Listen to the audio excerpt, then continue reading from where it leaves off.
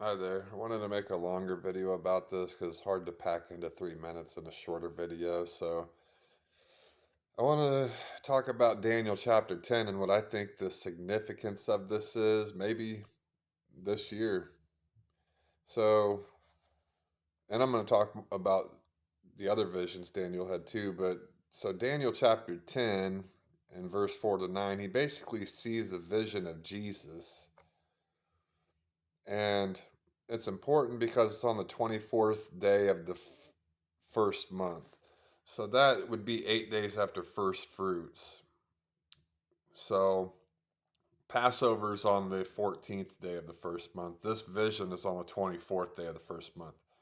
So 14th day Passover, we say Jesus rose on the third day, which is the 17th. 17th, 18th, 19, 20, 21, 22, 23, 24. That's 8 days after first fruits, the 24th day of the first month. So this is he sees this vision on the 24th day of the first month, this 8 days after first fruits. And I noticed something interesting about this too, because if you look in Nehemiah 9, they're where are they? What do they do on Nehemiah 9? They're on the 24th day of a month too, and I think it's the seventh month, which is this is actually like after Tabernacles, but Tabernacles is celebrated. I think, well, let's go to Leviticus. Yeah, Tabernacle celebrated the 15th through the 21st.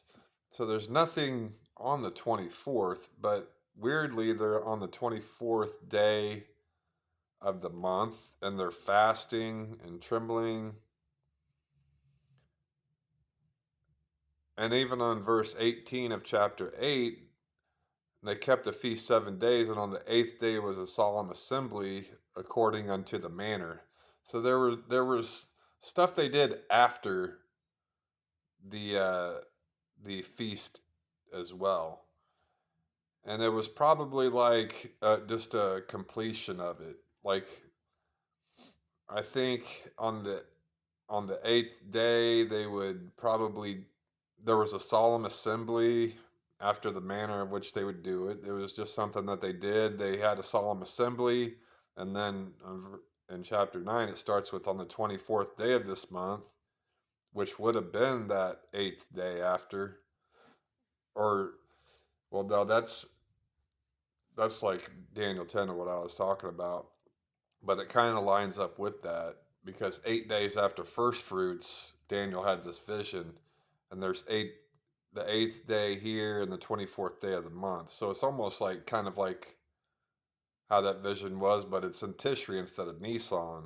But they're having a solemn assembly, which is exactly what they did in John 20. They were having a solemn assembly in John chapter 20 on the 24th day of the first month, because it's 8 days after Jesus' resurrection in John chapter 20. So there's definitely something about that, even though it's not actually included in the feast. They're having a solemn assembly afterwards, and then the 24th day of the first month on Nehemiah 9, they're confessing their sins and they're going about doing stuff afterwards. So there's something to that. And so it's probably not random that Daniel had this vision on the 24th day of the first month, because even back in Nehemiah, which, well, Nehemiah was probably what, after Daniel, but maybe that came, maybe they celebrated that because of what Daniel had in chapter 10. I don't know. Let's let's see when Nehemiah was. Nehemiah was, normally it says somewhere in here when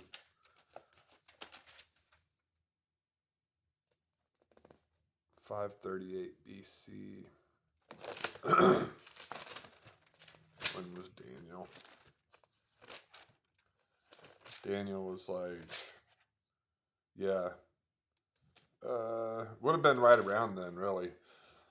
So, anyway, the significance of that. maybe I'll do a study on that stuff later on. But yet there's something about that 8th day and the 24th day. They had a solemn assembly after the actual feast, because Passover went to the 21st, just like Tabernacles did. But something about 8 days after, like first fruits, and the 24th day, there's something to that. Maybe they had a solemn assembly because it would work out to be like, I think, around the Sabbath too. So maybe it was that first Sabbath after they would have a solemn assembly and some type of confession or something like that. They would just get together and have a big solemn assembly. But the importance of Daniel chapter 10, anyway, was that he has this vision basically of a resurrected Jesus.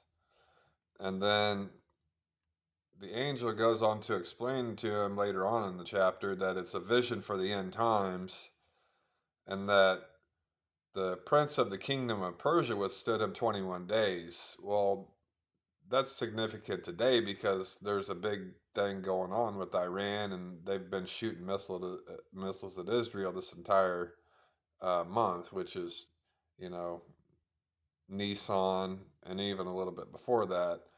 So they've been causing Israel a lot of problems. I mean, you can imagine missiles dropping on your head, hearing fighter jets taking off all the time. You just can't ever have any peace. So he has this vision, but then he says, um, the prince of Persia withstood him 21 days, but now, and this is on the 24th day of the first month. But he's saying now he's going to go and fight the prince of Persia, and then the prince of Greece shall come, and this is a vision for the end days. So that this would coincide. The 24th day of the first month would coincide with April 11th of this year, 2026. So if this is if this is the year, which it would seem to line up with this Iran stuff kicking off and everything.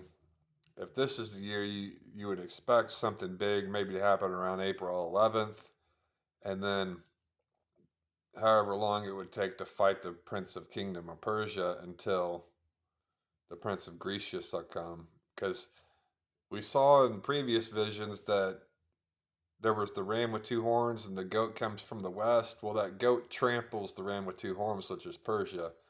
So when that Prince of Greece comes, Iran's going to be done. So within from April 11th moving forward, however long that would take, you would expect a Prince of Greece or somebody from the west to come and do basically Iran would probably be done, or maybe some type of new leadership regime change type thing that's friendly towards the West and Israel. That could happen, but that would definitely be a surefire sign that we are in the end. Like this is, and we already pretty much realized that, but that would be a surefire sign that like this is for sure a sign that this is the very end, and Daniel's 70th week is probably right around the corner. Because after it talks about that, the rest of like chapter 11 is all about stuff that's already happened. This was talking about like Alexander the Great and all the way up to Antiochus and stuff like that. But it would basically just signal like, hey, this is the very end, and the next thing to come is going to come, which is what we see. And well, we know like the two witnesses, somebody like Elijah would come, and we expect Moses and Elijah as Christians. And you would expect that 7-year covenant, which is the actual like kicking off of the 70th week, because that 7 years equals that final 70th week that hasn't happened yet. So starting from the 11th and moving forward, if big things do happen, then that just that's just a surefire sign that's like Daniel 10 actually taking off. This is the this is exactly what it was talking about, and so we shall see. What comes of it. We can't say for sure that it is or isn't, but we know when it's talking about. So, um,